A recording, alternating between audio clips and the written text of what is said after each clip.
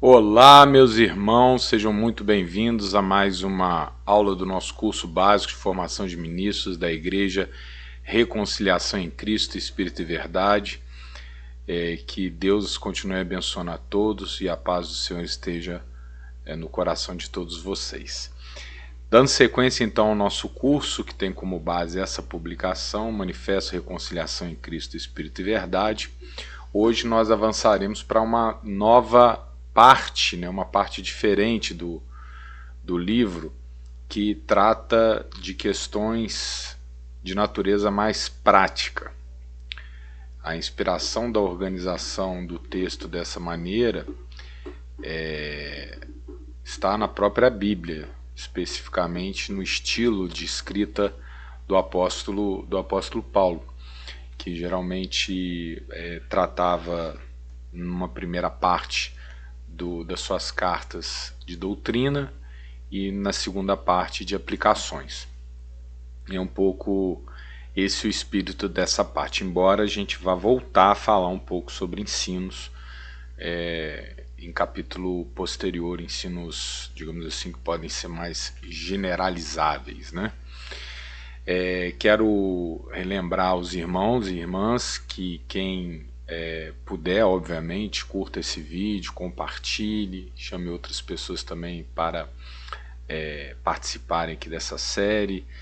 Se tiver alguma dúvida, algum comentário, por favor, não deixe de escrever aqui nos comentários, o espaço destinado aos comentários aqui no YouTube. E se você tiver interesse de adquirir a obra, pode nos visitar na igreja, o endereço está aqui na descrição do vídeo, ou então adquiri-la online, também o link está aqui disponível. Trata-se de um curso voltado para os ministros da igreja, mas também uma oportunidade de fazer uma leitura teológica que tem, obviamente, digamos, méritos mais abrangentes, né? Então todos estão convidados. Aqui também estamos praticando a palavra de Deus, né? E podemos até ter talvez uma pessoa mais distante que assista esses vídeos, pode ter alguma diferença, e do nosso ponto de vista isso é natural e tem a ver com a diversidade do corpo de Cristo. E também, se quiser debater as diferenças, os nossos comentários estão abertos, amém? Então vamos lá, essa sessão esse capítulo nomeado Ser Cristão de Acordo com o Ministério da Reconciliação, parte do pressuposto que quando nós somos reconciliados com Deus, essa reconciliação não é apenas entre criatura e Criador, mas trata-se de uma reconciliação integral do ser humano. Veja, nós fomos feitos com um propósito. Nós fomos criados para cumprir uma missão. E quando o pecado entrou no mundo e nos desviou do nosso propósito, isso produziu um vazio no ser humano. Entre tantos prejuízos que o pecado trouxe, eu diria que um dos mais dramáticos é justamente esse vazio. Esse vazio explica por que os seres humanos sempre buscaram uma conexão com a transcendência. E muitas vezes o fizeram e o fazem por vias outras que não são aquela que realmente irá preencher esse vazio. O ser humano olha para o céu e procura, ou olha para os montes e procura, como diz o versículo, eu olho para os montes, o versículo 1 do Salmo 121, eu olho para os montes procurando de onde vem meu socorro, e aí imediatamente vem a resposta, não olha para o monte, o socorro do Senhor vem do céu, Ele criou todas as coisas. Então essa visão, ou esse olhar do monte buscando os símbolos religiosos do paganismo do passado. Então os seres humanos eles buscam reconectar-se com com o Criador, mas muitas vezes o fazem de maneira envesada, equivocada, buscando outros que não o Deus verdadeiro. E para o nosso tempo em particular, vale também muito uma outra reflexão, né, que é essa busca por preencher o vazio existencial com coisas que nem dizem respeito, digamos assim, à dimensão religiosa.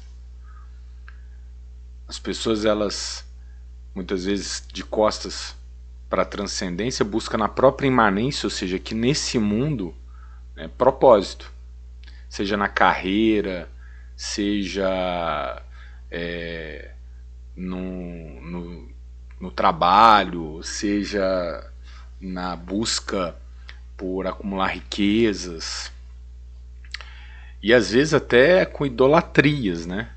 Com idolatrias. Nós somos uma criatura que nasceu para adorar. E quando o ser humano não encontra o verdadeiro sujeito da adoração, ele vai adorar outra coisa. Adorar o próprio corpo, por exemplo, né? Como a gente vê aí nas redes sociais, pessoas, né, que às vezes tomam substâncias e tal para ficarem mais, né, o homem mais forte, a mulher mais bonita, né? A idolatria de um time de futebol, a idolatria de uma banda, a idolatria de um artista, né? E ainda existe uma outra categoria de pessoas que, não encontrando nada que preenche esse vazio, tenta simplesmente se alienar dele. E aqui nós já estamos falando da bebida alcoólica, estamos falando das drogas, estamos falando dos remédios, né, que entorpecem e suspendem o juízo. Então tudo isso, né, é a expressão cabal de que existe um buraco no ser humano quando ele está afastado de Deus. Esse buraco, meu irmão, minha irmã, nunca será preenchido, senão por aquele que realmente pode ocupá-lo, que é Deus, que é a nossa comunhão com Deus. Essa é a grande solução. Você vê que no nosso tempo, talvez a doença dessa geração seja o adoecimento mental. No passado houve epidemia de cólera, epidemia da peste negra, epidemia da gripe espanhola, a epidemia epidemia de AIDS mais recentemente até, né? Tuberculose, um tempo mais próximo de nós, aí alguns séculos atrás. Qual é a doença da nossa geração? É, em grande medida, o adoecimento mental. E por que isso? Aqui só uma rápida digressão. Porque o ser humano, nos últimos milênios, tem procurado preencher esse vazio e não preenche. E agora nós temos um ceticismo tão grande, nós temos uma secularização tão profunda, nós temos aí, né, um culto à racionalidade que tenta afastar o homem, afastar o ser humano, afastar o ser humano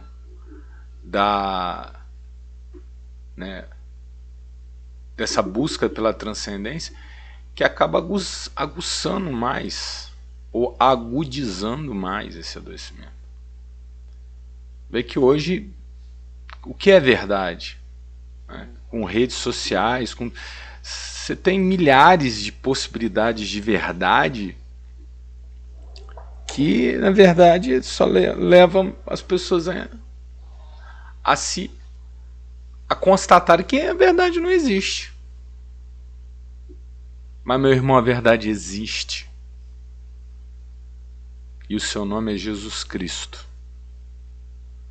a emanação de Deus, o Logos, a parte de Deus que se revelou em carne para nós, os seres humanos. Ele é a verdade, Ele é o caminho, Ele é a vida, Ele é o propósito da nossa Ele indica o propósito da nossa existência. Amém? Então, depois de, até me alonguei um pouco aqui com essa digressão, mas o que eu quero chamar a atenção é que quando nós somos reconciliados com Deus através de Jesus Cristo, nós nos reconectamos com o nosso próprio propósito de existência. Então não é apenas uma reconciliação da criatura com o Criador, é uma reconciliação integral, é uma reconciliação de nós com nós mesmos, ou seja, o eu comigo. E a partir dessa reconciliação do eu comigo, a reconciliação do eu com a minha esposa, no caso da mulher com o marido, e do casal com os filhos, e dos filhos com os pais, e da família com a comunidade, e da comunidade com a sociedade, ou seja, com os outros seres humanos. E também uma reconexão magistral com a própria natureza. Um senso de propósito diferente inunda o coração daquele que entende a sua comunhão com Deus. Tudo passa a ter um novo sabor, novas cores, novas luzes. Tudo faz um novo sentido quando somos reconciliados com Deus. O homem, ele passa a saber que ele não deve desejar outras mulheres, porque ele tem o presente de Deus, que é a esposa. A mãe não vai amaldiçoar os filhos, porque sabe que aqueles são sua herança. Os filhos não vão maltratar os pais, porque veem nos pais a sua glória.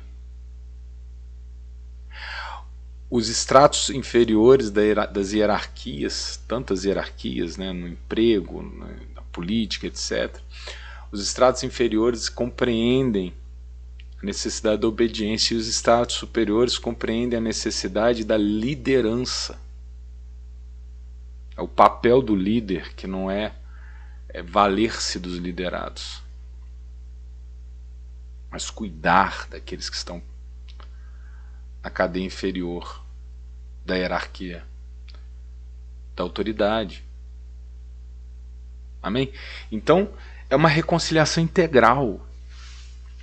Agora, a gente deve refletir sobre essa reconciliação o tempo todo. Por quê? Porque nós sabemos que a reconciliação com Deus, ela não prescinde da luta contra as forças que vão tentar nos trazer, nos fazer recuar, nos fazer andar para trás. A carne vai te acompanhar até o último dia que você estiver nesse planeta, tentando te inclinar para o lado oposto do espírito. E aqui, uma razão fundamental da existência das Escrituras, porque ela realmente é o mapa, ela é realmente, como se fala tanto, o manual de instruções. Ela é o nosso guia, para justamente a gente conseguir atingir o ápice dessa reconciliação, a gente poder vivê-la por completo. Imagina um homem reconciliado com Deus e que perde a família. Não é esse o plano de Deus. Amém? Ou uma mulher que jamais teve filhos, às vezes tem problemas biológicos que impedem, enfim, ore para superar, mas não ter filho porque não teve oportunidade, porque não quis, não é bem por aí. Amém? Ou pessoas que vivem brigando, ou pessoas que usam de desonestidade, enfim, são coisas assim que, digamos assim, não afinizam, não coadunam, não combinam com esse ser humano reconciliado. Amém? Então nós devemos, no momento que somos reconciliados com Deus, batalhar para que essa reconciliação ela vá ganhando outras camadas do nosso ser. Porque o mais importante foi feito.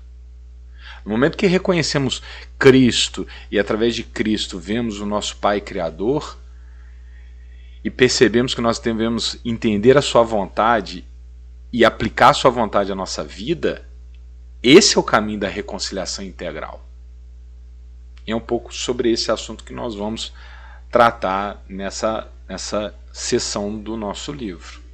Essa é a chave do nosso estudo de hoje. Amém?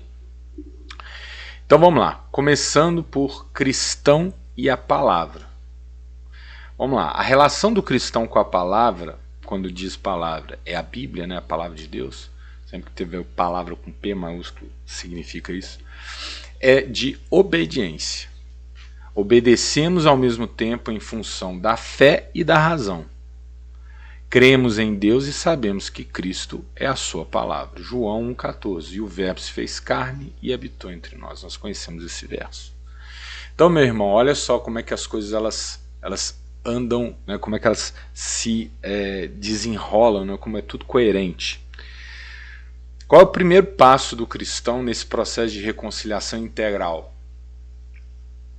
É buscar na palavra o mapa, o manual de instruções, a orientação adequada de como nós devemos ser, porque nos tornamos nova criatura. Que criatura é essa? Como que essa criatura pensa, sente, anda, age, lida? Como que nós vamos saber isso? Deus nos legou a sua palavra para nos instruir. Amém? Então o primeiro passo dessa reconciliação integral do ser cristão de verdade é buscar o entendimento na palavra. Compreendemos que a palavra não são letras, sentenças, frases ou histórias, mas o poder de Deus para a salvação de todo aquele que crê. Romanos 1,16, porque não me envergonho do evangelho de Cristo, pois é o poder de Deus para a salvação de todo aquele que crê, primeiro o judeu e também o grego. O mundo não compreende a palavra, já nós fomos tocados de tal maneira por ela que não podemos rejeitá-la em nenhuma hipótese. Ou seja, quando a fé é verdadeira, a reconciliação aconteceu e ela nos remete à vontade visceral de buscar o aperfeiçoamento. E aí quando nos encontramos com as escrituras, a gente quer ir fundo nisso. E entender o que realmente nós precisamos ser. Qual o plano de Deus para a nossa vida? O que Deus espera de nós? Amém? Que eu não estou falando nada ainda de querer. Não, porque Deus fez o mais importante, que é nos reconciliar com Ele. Agora temos a vida eterna pela frente. Quão grato nós nos tornamos por isso. Amém? Não vamos ver a morte. Então, meu irmão, vem aquela gratidão e aquela... eu quero agradar a Deus, eu quero ser o que Deus deseja que eu seja. E como que eu vou saber? Vou buscar nas Escrituras. A iluminação do Espírito Santo e as Escrituras. A Escritura, porque é o que eu leio. E a iluminação é o que me permite compreendê-la. Amém? Então, o crente ele não vai rejeitar a palavra de Deus. A coisa ela vem junto. Eu creio em Deus, mas eu não concordo com a Bíblia. Irmão, para tudo. Vai orar. Amém? Mesmo porque nós já falamos sobre isso. Fé é fé verdadeira. Lembra lá do debate de Paulo, nos capítulos 6 e 7 de Romanos. Deveremos pecar para que a graça abunde? Paulo responde, de maneira nenhuma.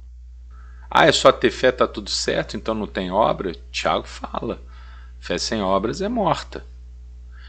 Ou seja, se eu tenho fé, eu quero ser o que Deus quer que eu seja. Eu quero ser autor de excelentes obras.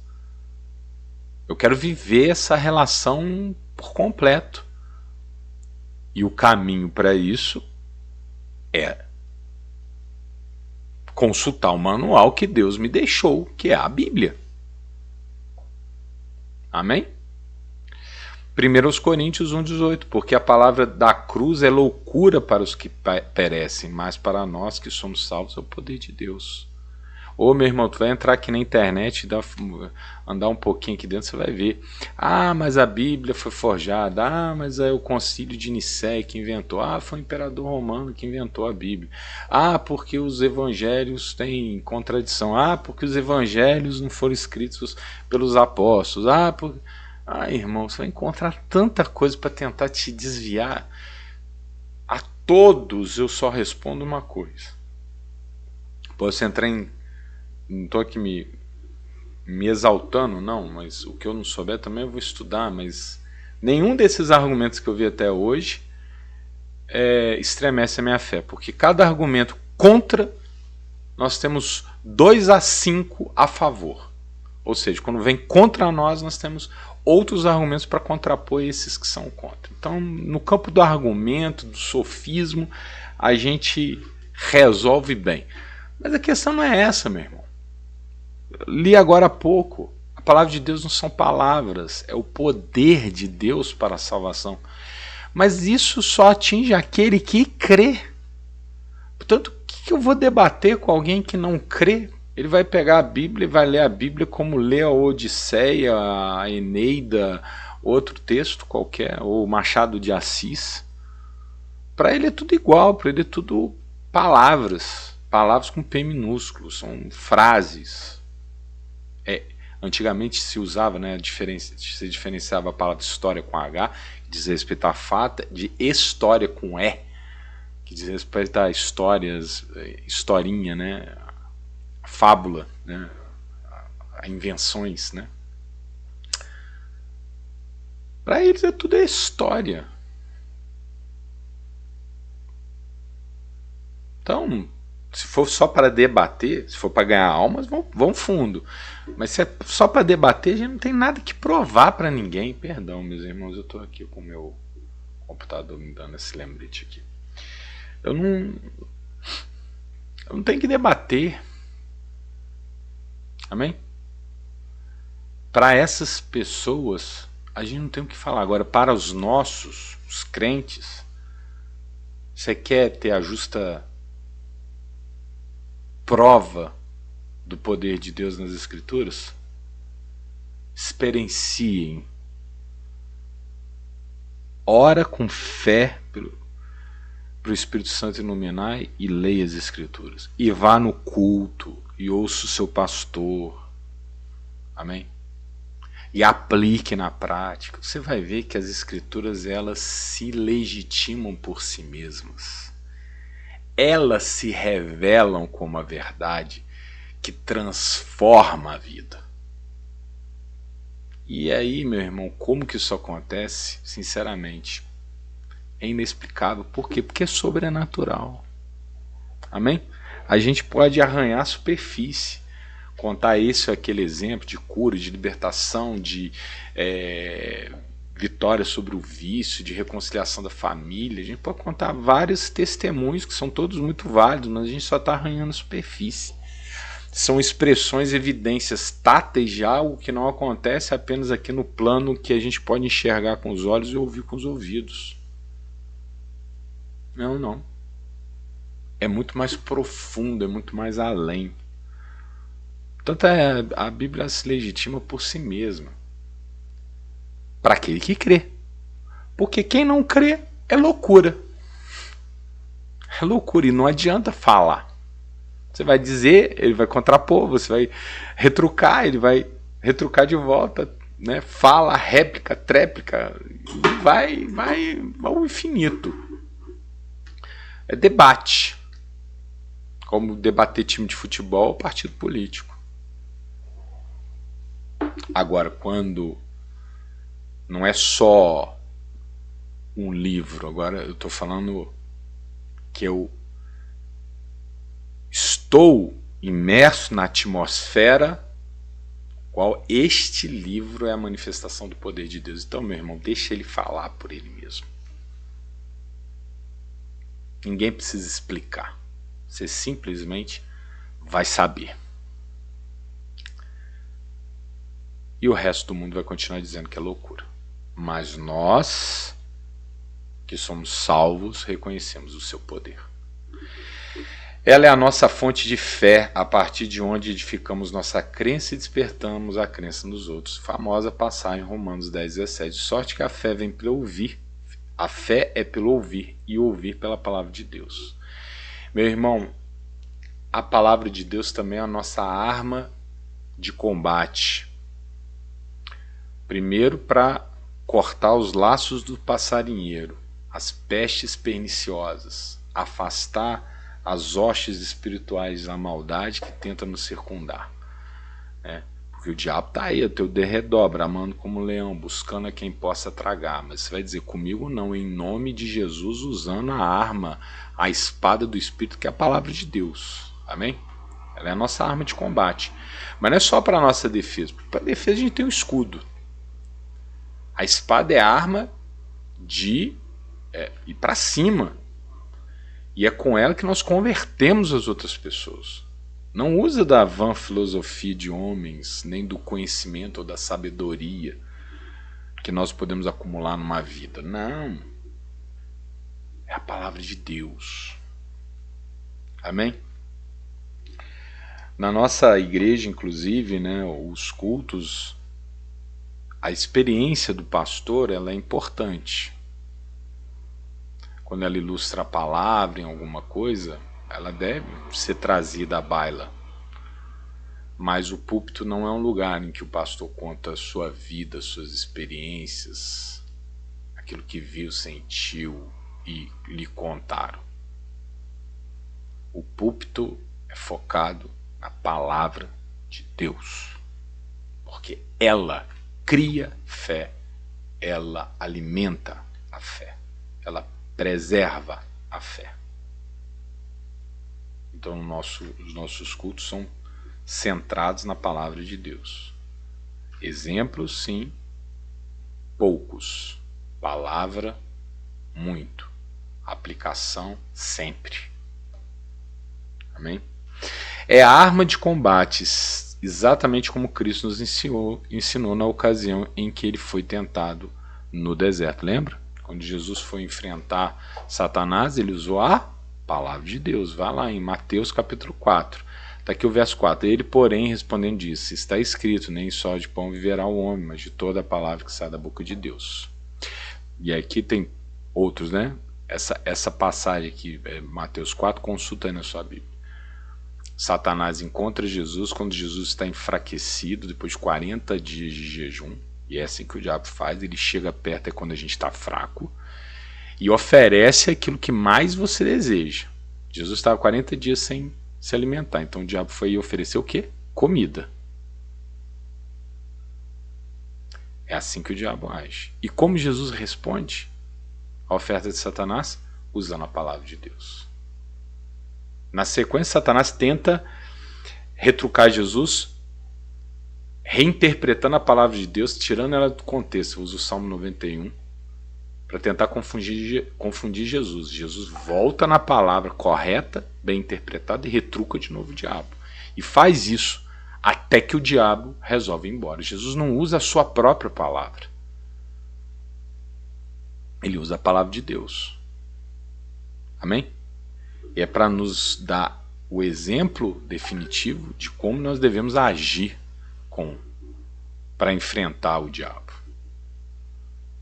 Nós não podemos ser, né, nós não podemos enfrentar o diabo com a nossa própria palavra, com o nosso próprio conhecimento. Não, não, não. Nós devemos enfrentar o diabo com a palavra de Deus. É com a palavra de Deus. É ela que salva.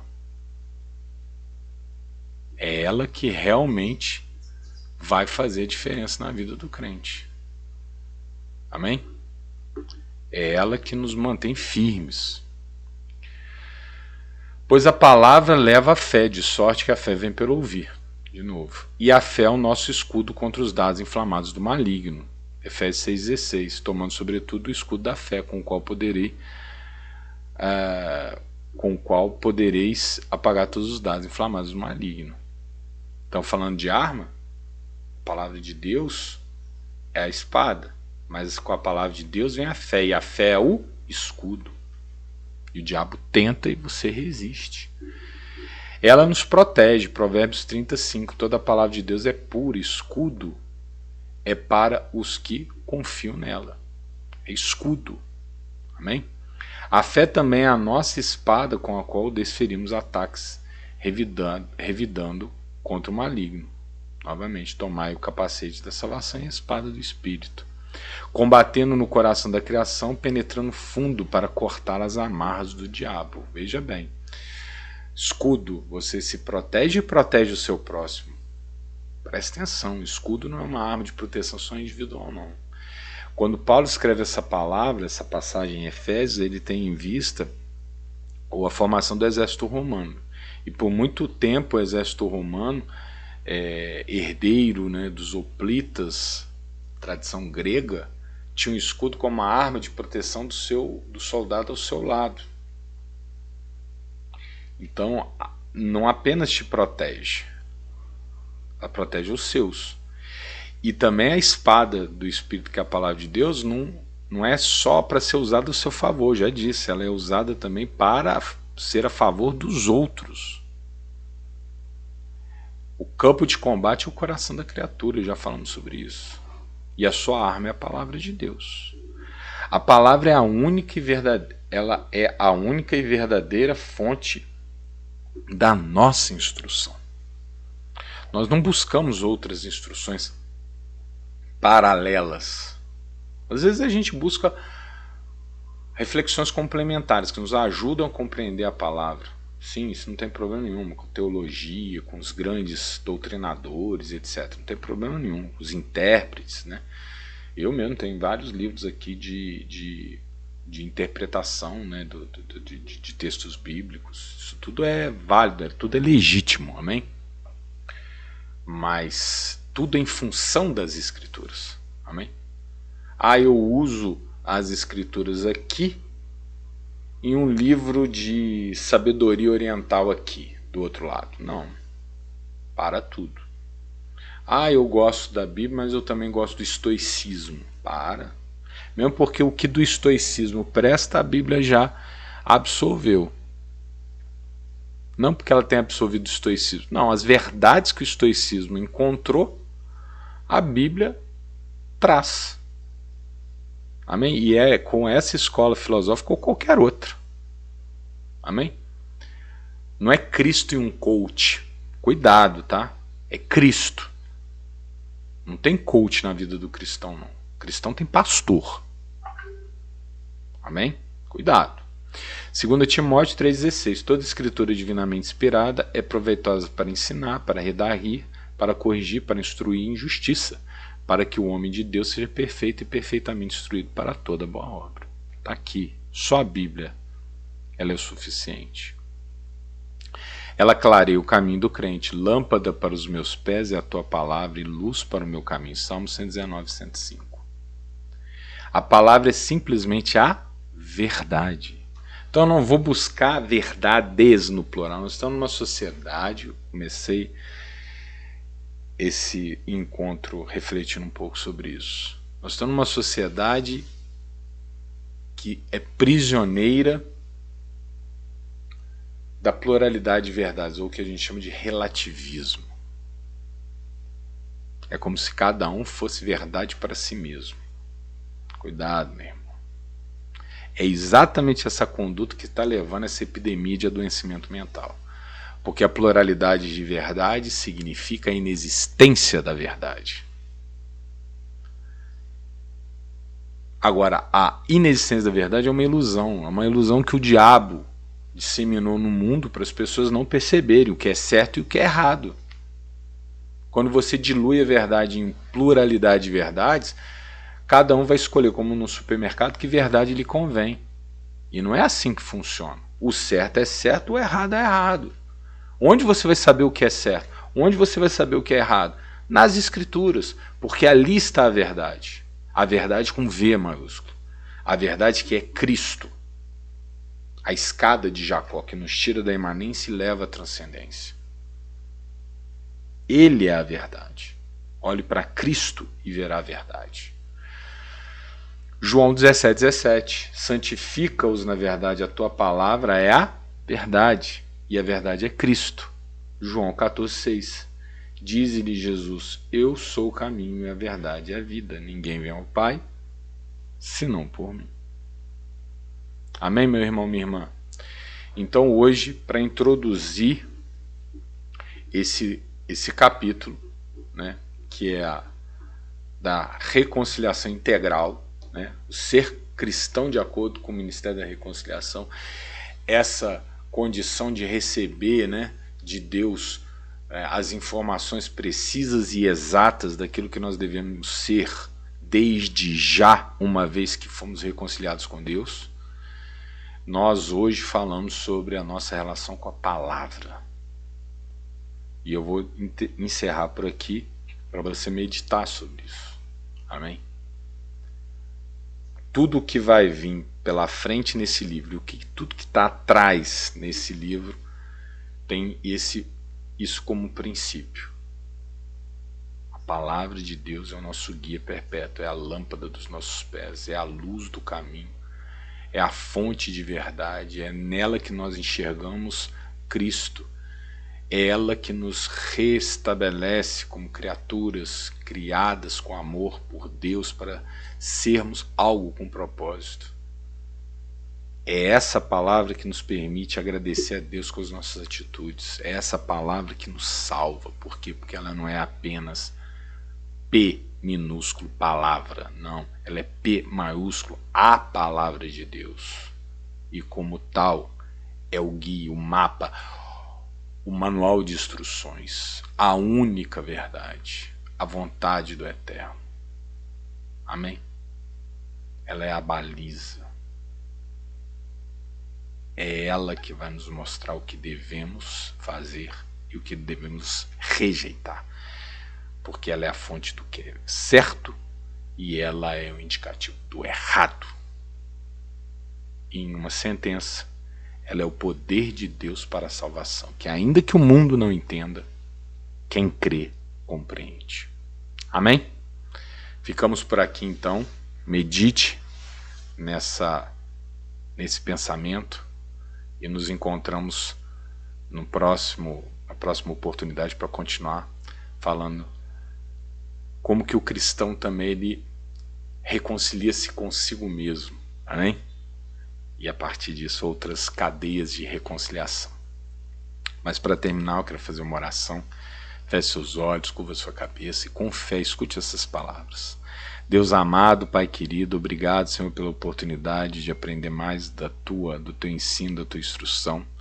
Que o Senhor abençoe, meu Deus, o meu irmão, minha irmã que assistiu esse vídeo até aqui, que está acompanhando esse curso, que está acompanhando essa série.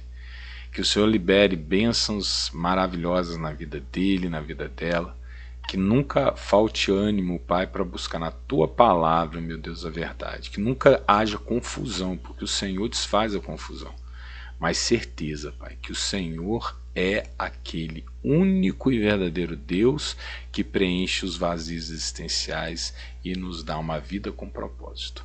Tudo é para a Tua honra, tudo é para a Tua glória, em nome de Jesus. Amém.